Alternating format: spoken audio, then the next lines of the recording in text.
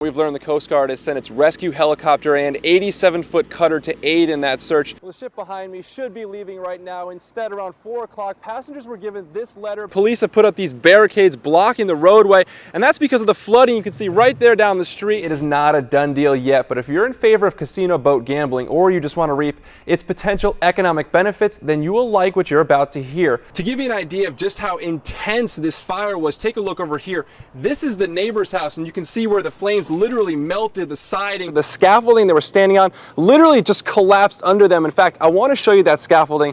Take a look over here. You can see the aftermath. The smell is overwhelming and it just hits you in the face. When you look down, then you know there is definitely a problem here. Charleston County leaders say they are now ready to relocate students from schools that have been deemed seismically unsafe. So right now we are sorting the shrimp from everything else we caught on the bottom. We've got everything from fish to crab here. Electric out here, a lot of excitement. Take a look here outside the Apple store. Look at the crowd all lined up. Let's walk down Liberty Street. Aaron, be prepared to be very jealous. I am live aboard the Regent 7 Seas Navigator. This area is on the front lines if a hurricane were to hit.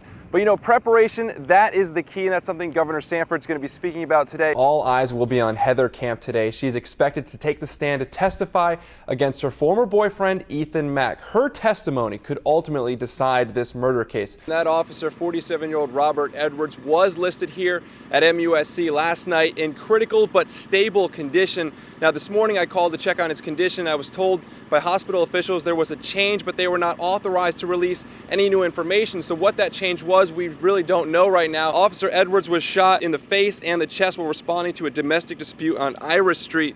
Police say the shooter, 33-year-old Codrick Bass, fired several shotgun rounds at police before Bass himself was shot and arrested.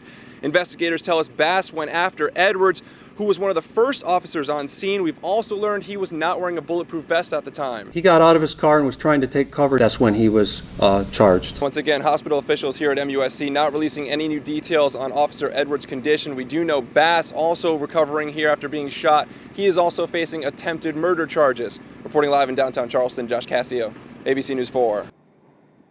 In the quiet Brownsville community, a storm has been brewing. At the center, Annie Chambers Cadell and the Confederate flag she flies unapologetically outside her home. You don't care that people are upset? No, I don't. Stuff happened long before I was born. It's not my issue. I got over it. Get over it too.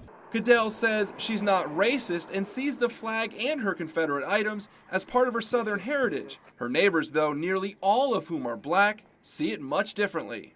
Oppression, slavery. When I walked up and saw the flag, I went down to my knees. I wasn't praying, but I did go down on them. It's a shock. It's a shock. Many of the neighbors have already met to discuss the issue. They simply want one thing. It's just the flag come down. If she has every other right to live there, she has a right to fly that flag. But that's not the point. The point is it's offensive to everybody in this neighborhood.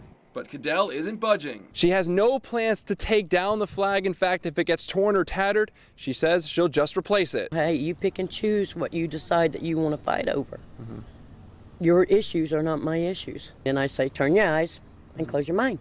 But those who see the flag every day say its symbolism is impossible to ignore. I have to come out and get my newspaper every morning. That's the first thing that hit me in the face, and it's ridiculous. It just blows my mind. In Somerville, Josh Cassio, ABC News 4.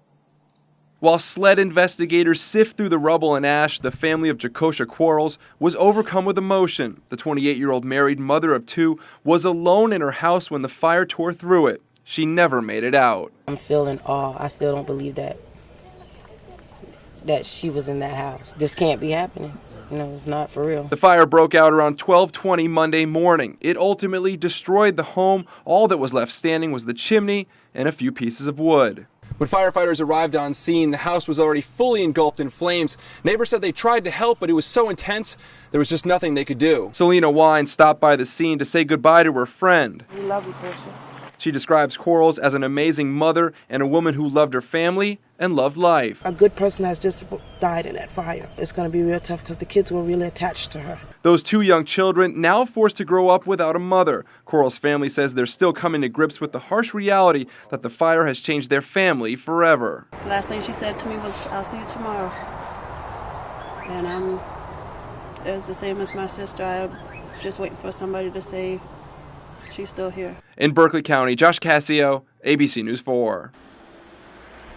Most people never know what it feels like to hit rock bottom when life has little else to offer except the air to breathe.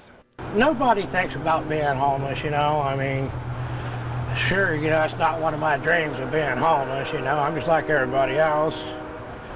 You know, I like the nice things in life, but I mean, things just happen. Meet 50-year-old Philip Downing. Before living on the streets, he lived a typical life. A house, cars, a family. But a drunk driving arrest in 2004 and family issues after literally took the floor out from underneath him. I think back about the nice things, you know, when I had money in my pocket, you know, and going to work every day. His life now, all about urban survival. You know, you just got to live the best way you know how.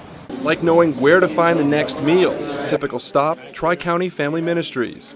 Lunch is basically is the highlight of the day. It's a small relief from the daily routine, a time to enjoy having something when so much of the day is spent with nothing. Unless I get lucky and find something laying on the ground, it's, you know, far and few in between that I have money in my pockets. The struggles as numerous as the steps he takes, usually walking miles, killing time, looking for work and places to rest, some less than desirable. This is where I slept at a few times when I first came to Charleston. It's not the best place, but it keeps the rain off your head when it's raining. Far from a home, but enough to pass the night. Go live homeless for them 2 weeks or 3 weeks that you got on for vacation, and you'll appreciate on what you got. The search for survival leading Philip all over North Charleston to places few of us ever get to see. Private place that hardly nobody knows about. This camp, hidden beneath the brush off of I-26, a makeshift home where discarded items became a sort of haven. You slept in your shorts and no shirt. Depends on how bad the mosquitoes were. But I mean, other than that, I mean, for being homeless, it wasn't bad.